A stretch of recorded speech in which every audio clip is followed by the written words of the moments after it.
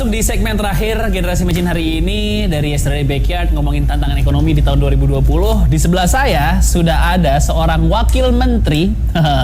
Ini satu-satunya pejabat yang ada di nomor phone book saya ya. Karena kita ketemu belum jadi wakil menteri, masih jadi anggota DPR. Di sebelah saya sudah ada Jerry Sambuaga. Jer, selamat sudah dilantik. Siap, sama-sama. Sudah dilantik. Sebenarnya nama Jerry Sambuaga ini tidak pernah ada dalam analisa orang-orang. Tiba-tiba masuk menjadi wakil menteri. Sebelum kita masuk ke topik perdagangan di ekonomi 2020, boleh diceritain dulu latar belakangnya Jer sampai akhirnya ada di kabinet sekarang. Baik, ya jadi memang waktu saya dipanggil Pak Jokowi ya memang itu dipanggil tuh udah diminta pakai kemeja putih celana itu. jadi waktu itu saya ingat tanggal 25 ya, 25 Oktober ya? Saya dipanggil.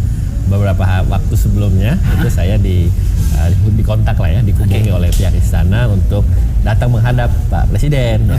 Ya tentu saya mendapatkan info seperti itu ya saya menyatakan siap ya untuk datang untuk menghadap beliau ya. Tapi saya belum tahu apa secara spesifik. Job desk itu belum tahu. Job desk-nya belum tahu apa posisi apa atau mungkin tugas apa yang harus saya laksanakan kan waktu itu. Tapi hanya pesannya menghadap Pak Presiden ke istana. Oke, baik. Akhirnya saya menghadap beliau keesokan harinya di istana seperti yang disaksikan di beberapa media. Dan begitu saya dipanggil, kami berbicara secara khusus ya, dan beliau menyampaikan ada dua hal yang saya harus kerjakan. Tapi sebelum menyentuh dua hal itu, Pak Presiden bilang saya minta Pak Jerry untuk bertugas di bidang perdagangan. Perdagangan. Nah, lalu kemudian setelah itu beliau sampaikan ada dua hal secara spesifik yang saya minta Pak Jerry bantu. Pertama adalah untuk merealisasikan dan menyelesaikan trade agreements ya, perjanjian perdagangan internasional yang belum selesai dan yang sedang dijajaki dan yang akan menjadi potensi. Nah, itu kebetulan hingga saat ini ada sekitar 11 ya yang ongoing proses yang masih dalam tahap negosiasi dan juga dalam tahap perundingan yang sedang kami jajaki dan juga sedang kami laksanakan yang memang dalam beberapa hal menemukan isu-isu. Nah, isu-isu inilah yang secara khusus harus diselesaikan ya, karena Pak Presiden sangat jelas pesannya kepada kami bahwa harus selesai. Kenapa? Karena ini perjanjian ini memberikan manfaat yang sangat positif lah ya, sangat baik untuk kita, untuk bangsa kita. Nah, sehingga itu harus difokuskan untuk selesai secepatnya ya, dan bahkan beliau memberi target kalau bisa ya tahun depan gitu ya, ini kita harus selesai. Lalu yang kedua pesan khususnya adalah soal peningkatan ekspor. Peningkatan ekspor. Jadi beliau menyampaikan kepada kami bahwa ya dalam rangka meningkatkan neraca perdagangan yang sehat, yang surplus, yang tentunya mengedepankan dan menitik beratkan ekspor, ya harus bagaimana caranya itu bisa ekspansif ya, keluar ya, tidak hanya di negara-negara tertentu saja yang sudah dijalani, tapi mungkin negara-negara lain atau kawasan lain yang memang membutuhkan keberpihakan dan support dari kami. Jadi itu mungkin yang secara garis besar ya, secara itu ya bagaimana saya bisa dipercayakan, dan tentu ini amanah yang luar biasa, tanggung jawab yang saya harus lakukan dengan penuh tanggung jawab ya. Saya berterima kasih kepada Pak Jokowi telah dipercaya lah untuk mengemban posisi ini, dan tentunya harus saya lakukan dengan maksimal. Saya boldline memang kata-kata Pak Jokowi soal efisiensi investasi, dan birokrasi itu tiga kata yang sering diulang-ulang belakangan ini. Dan saya ingin juga menambahkan bahwa Pak Jokowi juga sering-sering juga mengulang soal kinerja tim. Nah, ini juga harus juga, apalagi beliau sebelum mengumumkan kabinet kan bilang tidak ada yang namanya visi misi menteri, adanya visi misi presiden.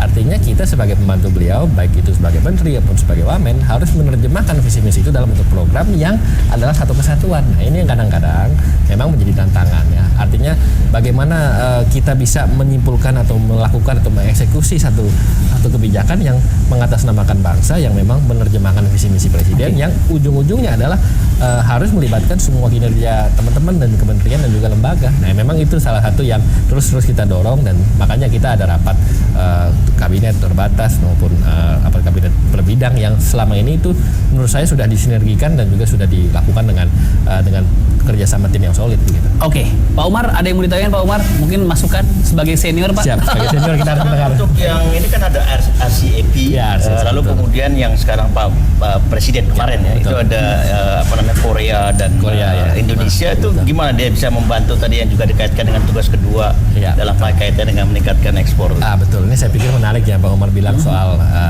Korea. Kebetulan Pak Mendak dan juga Pak Presiden kan sedang di Korea, sedangkan pulang hari ini. Iya. Dan saya pikir itu salah satu sebetulnya itu sudah tidak baru-baru kita lakukan. Sebenarnya sudah ada beberapa waktu yang lalu sudah diinisiasi oleh Indonesia juga ya.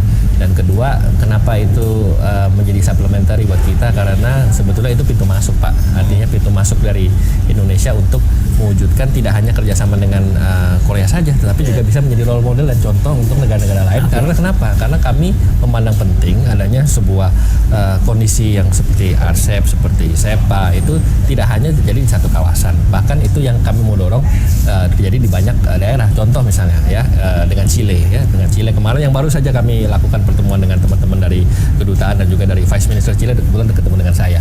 Itu menunjukkan betapa betapa kontributifnya mereka terhadap kita dan kita terhadap mereka dengan adanya perjanjian yang sudah dilakukan Chile Indonesia SEPA. Nah, ini juga menjadi salah satu penggerak ya. Bahkan ini tidak hanya menguntungkan kita Pak yang soal Korea itu, tapi juga menguntungkan Korea dalam arti volume dan juga size dan juga soal bagaimana produktivitas mereka yang bisa mengarahkan menghidupkan industri lokal dan juga lapangan pekerjaan. Karena dengan kondisi-kondisi yang diterapkan dalam contohnya RCEP, contohnya SEPA dan seterusnya itu mau tidak mau dan pasti akan suka dan tidak suka pasti akan memberikan kemudahan pada akhirnya dan juga memberikan keberpihakan dari soal dukungan-dukungan baik itu dari teknis maupun politis dan juga dalam hal peningkatan akses ya, karena dengan kita contohnya Amerika Serikat dengan GSP ini kan sebetulnya kemudahan kemudahan asas manfaat dan juga asas yang akan melit itu ke productivity. Yang productivity ini akan tentunya tidak hanya meningkatkan skala volume ekspor dan juga industri, tetapi ujung-ujungnya kan meningkatkan perekonomian kita. Jadi soal Korea tadi ini saya pikir langkah awal, langkah yang baik dan tetap kita akan terus follow up dan tentunya yang menjadi perhatian kami adalah kita juga akan melihat negara-negara lain nih, jangan nggak cuma Korea kan, tidak stop sampai di situ. Kalau TPP ada rencana Indonesia untuk bergabung dengan TPP non Amerika dengan 11 negara itu. Kalau itu saya pikir kita lihat ya perkembangan ke depan. Masih wait and see ya. Masih wait and see karena memang kita harus melihat ya tentu ya asas manfaat satu, kedua juga hubungan geopolitik ya Pak ya. Karena memang apapun yang namanya trade agreement kan tidak dilepaskan dari konstelasi geopolitik antar negara ya, dan yang kalau dari kami tentunya dari segi politik ya tentu kami bebas aktif yang melihat apapun yang terbaik buat kami selama kita tidak dirugikan pertama, dan kedua tidak mendapatkan hal-hal yang memberatkan. Contoh misalnya dengan USEPA ini sebagai contoh kita soal palm oil ini menjadi titik tension juga kita dengan Eropa di mana kita agak sedikit diblok soal akses palm oil kita ke sana. Sawit ini ya. Sawit ya. Nah itu ternyata setelah kita telusuri macam-macam ya itu mungkin ada hubungannya dengan kompetisi, ada hubungannya dengan isu-isu yang mungkin kadangkala itu berkaitan dengan sistem proteksionis di Eropa. Nah ini contoh yang mungkin kita mesti bisa ambil secara bijaksana ya, bahwa hal-hal begini kan kadang-kadang kita harus melihat tidak hanya secara case by case, secara parsial, tetapi juga secara komprehensif nih. Apa yang menjadi mungkin titik untungnya buat kita ya kita harus manfaatkan itu dengan maksimal gitu. Oke, siap. Nih kita udah sampai di ujung acara nih. Siap. Sayang sekali waktunya terbatas, tapi saya punya satu pertanyaan terakhir. Ya. Sama seperti Billy tadi, pertanyaannya mewakili banyak pertanyaan masyarakat soal keraguan dari jabatan. Tadi kan Billy sebagai staf sus millennials dan juga jabatan wakil menteri. Sebenarnya wakil menteri ini concern memang Pak Jokowi di bidang itu, khususnya perdagangan banyak posisi wakil menteri, atau memang ini adalah bagi-bagi kursi? Itu yang harus dijawab tantangannya sebenarnya sama Jerry. Menurut Jerry gimana Jerry? Siap. Kalau saya melihat ya kebijakan atau keputusan Pak Jokowi untuk menambah wakil menteri ataupun juga staf sus dan sebagainya, saya pikir itu adalah kinerja tim. Karena bagaimanapun seperti yang kita diskusikan tadi, yang namanya birokrasi, kerja pemerintahan dan juga kerja antar kementerian itu kan tidak bisa diwujudkan hanya dengan orang per orang. Satu itu. Kedua, contoh misalnya dalam soal job desk kementerian ya, memang itu jabatan menteri walaupun jabatan politik, tapi itu kan juga tugasnya tidak sedikit ya. Contoh perdagangan itu kami mengurus dari soal harga cabai sampai Uni Eropa. Iya. Perjanjian kan artinya bisa dibayangkan betapa luasnya itu job-desk. Kedua, betapa juga menyangkut hal-hal yang mungkin strategis dan sensitif dan juga teknis. Ya memang kita mempunyai birokrasi, ada dirjen dan juga eselon 2 dan seterusnya. Tetapi jangan lupa bahwa untuk hal-hal tertentu kita juga harus ada bersinggungan dengan hal yang politis. Ya, contoh misalnya ya berkaitan dengan pengendalian harga, stabilitas harga pasar. Belum lagi kalau kita harus berkomunikasi dengan teman-teman di parlemen. Sebagai contoh Australia SEPA itu kita baru akan mau ratifikasi, padahal itu prosesnya sudah dijalankan jauh hari sebelumnya. Nah itu kan juga membutuhkan komunikasi politik dan seterusnya. Artinya apa? Ya saya melihat bahwa memang ini adalah salah satu urgensi bagi pemerintah, bagi tim kami semua yang memang untuk dibutuhkan saling mendukung. Karena apapun itu saya pikir selama jabatan itu bisa saling melengkapi, saling membantu, memang apa tidak ya. Demikian juga dengan jabatan yang lain seperti staf sus, bahkan staf susnya Pak Maruf Amin juga ada kan. Artinya ini sebuah yang paling penting bagi saya adalah bagaimana ini saling mengisi, saling berkoordinasi dan saling tidak boleh overlapping ya. Artinya dalam hal tumpang tindih kewenangan dan juga tumpang tindih pengambilan kebijakan. Karena apapun komandonya kita tegak lurus satu ke Pak Presiden. Seperti yang beliau sampaikan, tidak ada visi misi menteri, adanya visi misi presiden yang kami semua sebagai pembantu beliau menerjemahkan dalam program. Oke, siap. Kalau gitu kita tunggu gebrakan terdekat 100 hari masa kabinet periode kedua Pak Jokowi. Kenaikan ekspor. Kenaikan ekspor. Kenaikan ekspor, ya kan? ya, Dan siap. juga kinerja dari kabinet Pak Jokowi. Sukses, Jer. Makasih, Terima kasih Pak Umar. Terima kasih juga untuk Terima kasih, Yesterday Backyard. Untuk makanannya ini belum diminum sama Jer ya. Makanan-makanan itu juga makanannya belum dimakan. Siap, gampang. Terima kasih Yesterday Backyard. Buat yang mau nongkrong di sini silakan di Jalan Pangeran Antasari, Jakarta Selatan. Kita ketemu lagi di Generasi Mecin minggu depan. Dah.